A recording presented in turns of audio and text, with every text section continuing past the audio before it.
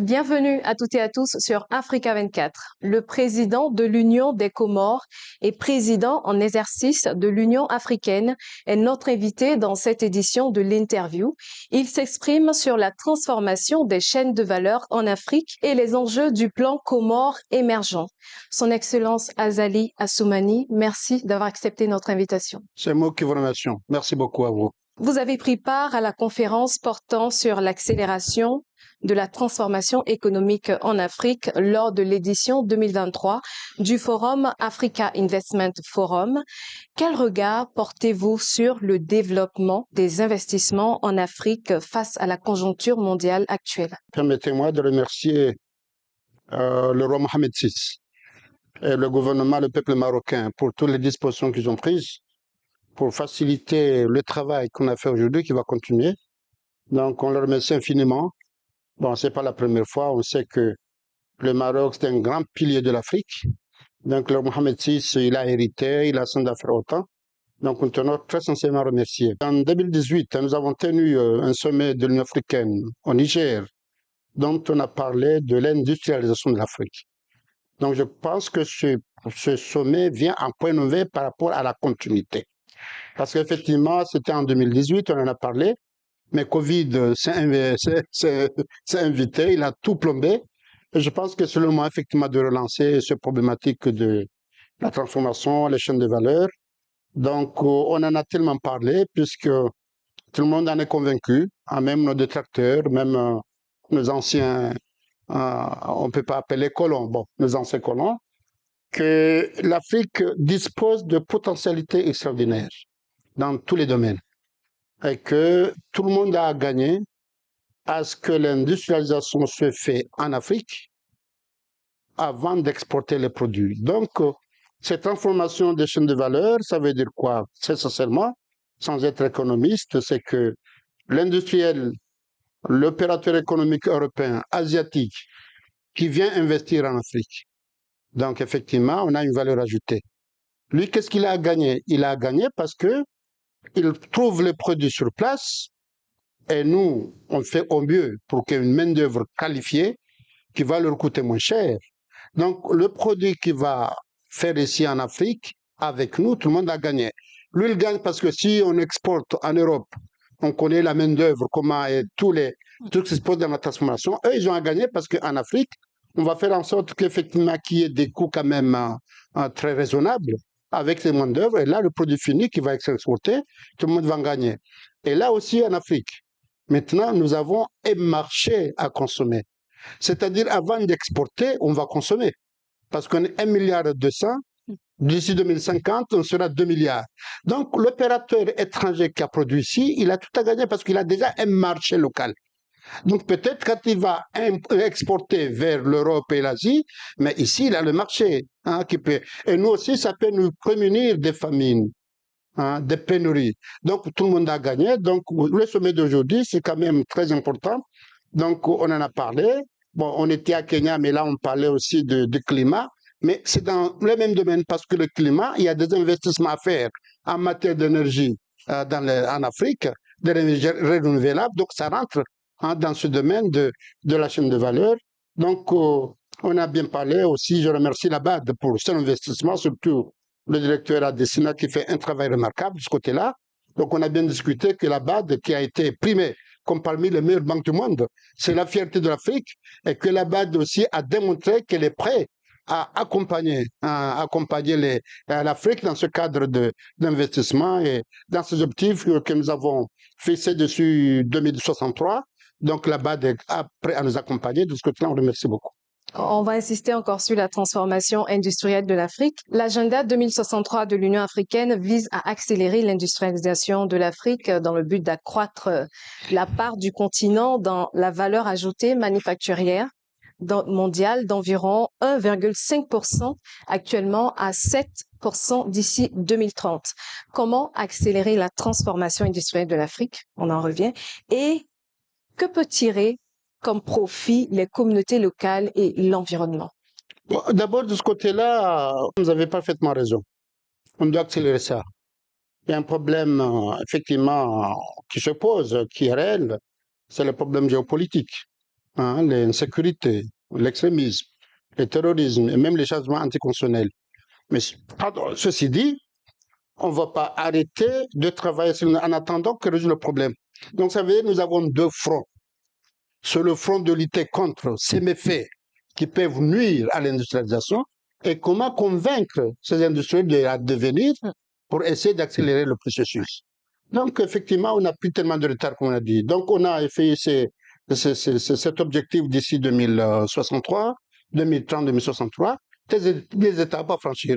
Donc, des objectifs, bon, je pense que le moment viendra à ce qu'on fasse le bilan, mais je pense que le fait que tous les autorités, en fait, les chefs africains, les leaders africains sont engagés d'une façon réelle, et que chacun a accepté qu'il doit mener un peu sa part de responsabilité pour aller de l'avant. Et surtout aussi, cette nouvelle donne de la ZILCAF qui a été mise en place, c'est encore un instrument majeur pour faciliter ce problème de chaîne de valeur.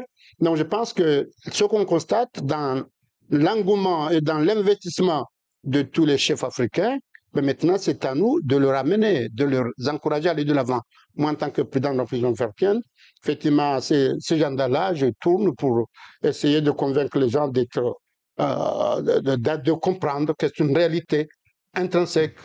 On n'a pas le choix parce que, bon, nos ancêtres, ils ont clamé l'autonomie politique de l'Afrique. Bon, on a vu ce qui s'est passé. Mais je pense qu'aujourd'hui, si on va faire cette autonomie financière de l'Afrique économique, l'autonomie politique viendra. Parce que l'économie nous rassemble tous. Exactement. Hein, donc, ils nous rassemblent. Donc, mais surtout maintenant, quand on est voisins, là, on a parlé effectivement des problèmes d'investissement, problèmes de connexion. Ça veut dire maintenant, on est unis ensemble. Donc, si aujourd'hui, l'intérêt économique, socio-économique de tout le monde, on sent qu'on le partage, ça va résoudre les problèmes politiques. Bon, effectivement, il y aura tout le monde dedans de ci. Mais je crois qu'en ce temps-là, le problème, il sera un peu moins difficile à gérer plutôt que maintenant, parce que maintenant, les gens qui crient au problème sécurité, tout ça, bon, parce qu'ils n'ont rien à manger, ils n'ont pas mangé quelque chose, ils ont faim. Mais si on arrive à satisfaire le minimum vital de la population, ce problème de sécurité, on peut les gérer. Donc, cette accréditation, c'est une réalité. Donc, on va à ce sommet. Je pense que ce qu'on a vécu aujourd'hui, hein, ces investisseurs qui sont prononcés hein, pour venir, maintenant, c'est à nous de les rassurer. Par exemple, nous, au Comores, nous avons voté une loi pour revoir le code des investissements. C'est-à-dire faire en sorte que l'investisseur qui arrive, effectivement, il soit rassuré que l'État a pris toutes les dispositions pour faciliter son travail et du côté aussi de la sécurité pour qu'il puisse investir, dormir facilement sans se poser beaucoup de problèmes. Parlons du rôle des institutions financières. Quel est ce rôle clé-là que doivent jouer ou que peuvent jouer les institutions financières pour accompagner le développement des chaînes de valeur en Afrique? Les institutions financières, effectivement, c'est une très bonne question parce qu'ils ont de l'argent. Ils veulent de l'argent. Donc, et qui sait aussi en contrepartie. Donc, sur le plan du fonds, il n'y a pas de problème. Ils sont prêts à aller. Nous aussi, à un moment donné, on était un peu dubitatifs, mais ça, on l'a accepté. Maintenant, comme je l'ai dit tout à l'heure, hein, il y a un problème que nous, on ne maîtrise pas ou qu'on n'essaie pas de nous prévenir sur le mécanisme du décaissement. C'est-à-dire, un investisseur arrive dans un pays, il dit, voilà, je vais financer à retour de combien de millions? Mais on n'a jamais posé la question, le mécanisme de décaissement.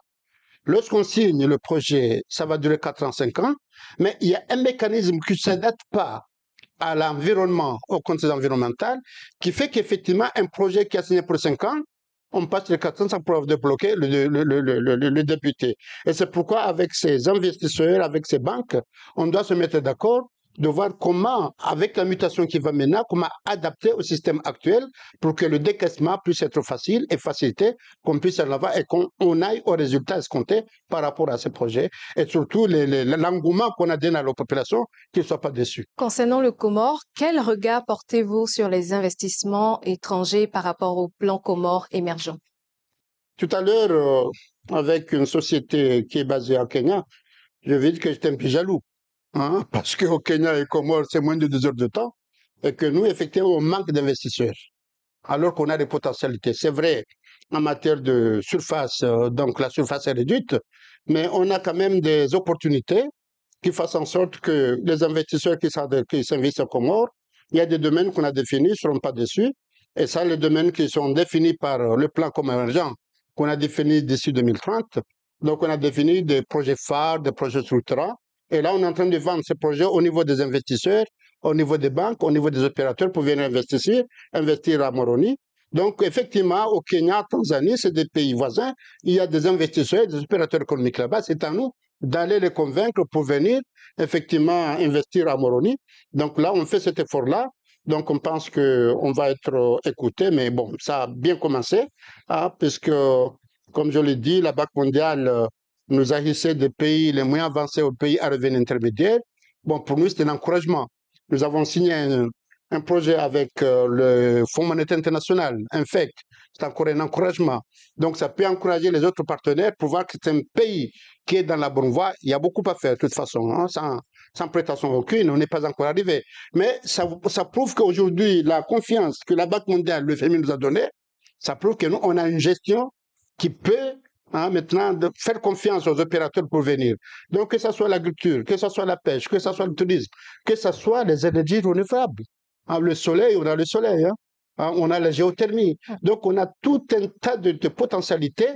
Bon, on dit qu'il y a des processions qui se font pour le pétrole et le gaz, mais ça, on va en parler après, parce qu'on est dans la transition énergétique. Maintenant, le problème qui se pose maintenant, c'est les énergies renouvelables.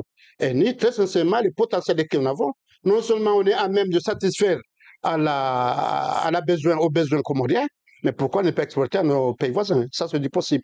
En tant que président en exercice de l'Union africaine, quel bilan faites-vous à ce stade de votre mandat? L'objectif principal, c'était l'accélération de la ZLACAF par rapport à ce qu'on fait maintenant sur le plan socio-économique et industriel. Malheureusement, il y a des problèmes qui sont invités, les changements anticonstitutionnels ou les problèmes qui se passent au Soudan maintenant. C'est des problèmes de sécurité dont on parle qui peuvent nuire à ses ambitions d'aller vers l'avant. Et surtout un pays comme le Soudan, un grand pays qui a 7 ou 8 pays limitrophes. Donc, effectivement, c'est un pays qui doit trouver la paix et la sécurité, mais aussi les pays où il y a eu malheureusement les changements anticonstitutionnels. En tout cas, on est là-dessus, on discute pour trouver une solution à ces problèmes-là. Bon, par rapport au bilan, maintenant, je suis en train de faire le tour, surtout sur ce problème des ECAF, le climat. Donc, partout, il y a les sommets, j'y participe. Sur le climat, on a tenu un sommet à Moroni, ministériel avec une déclaration de Moroni qui a servi aussi dans le travail qu'on a fait à Nairobi, auquel l'Afrique s'est mise d'accord qu'à la COP28 à Dubaï, on doit parler le même langage concernant le climat. Donc, c'est le problème du climat, l'industrialisation et la sécurité. Ce sont ces problèmes effectivement qui nous préoccupent. Donc, on fait de notre mieux. Donc, le moment viendra de faire le bilan tout en espérant que, bon, il y aura une continuité. Celui qui va me remplacer, bon, il va essayer de continuer. En tout cas, nous, on sera avec lui pour aller de l'avant à ce que ce qu'on clame pour faire que les opérateurs viennent en Afrique, qu'ils ne soient pas déçus. Bon, qu'on les convainque de venir, et une fois venus, qu'ils ne soient pas déçus, mais au contraire, qu'ils se disent, on a mis du temps à venir, et que c'est tout le monde qui va en gagner, comme disent nos amis, gagnant-gagnant. Son Excellence Azali Assoumani, président de l'Union des Comores et président en exercice de l'Union africaine, merci d'avoir été l'invité d'Africa 24. Merci beaucoup, madame. Merci à toutes et à tous de nous avoir suivis. L'information continue sur Africa 24.